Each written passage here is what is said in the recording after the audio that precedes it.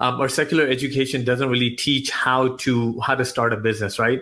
And right there, what you just said, it kind of gave me a flashback. When I went into my first BPM session, I had all the credentials in the world. I had taken all the classes. I had done all the certifications. I knew exactly what I was going to do from a technical standpoint.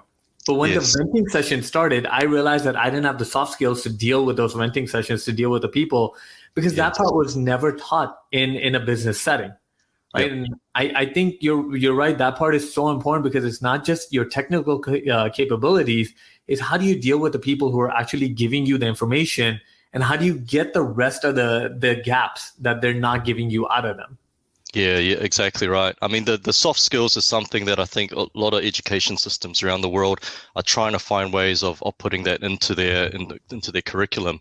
We talked about, one of my last courses I did at university was one where a lot of our grades were actually determined by the peers that you work with. So we were put into a lot of project assignments where we had to, or group assignments, so where you had to work with other people or other students, and then at the end of it, they were the ones that gave you your mark.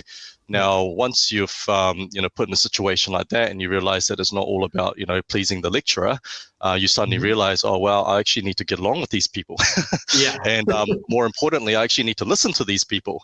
Once you put in that situation, you realize actually it's not about my technical understanding of things. Now it's actually about getting along with people, understanding them, empathizing with them.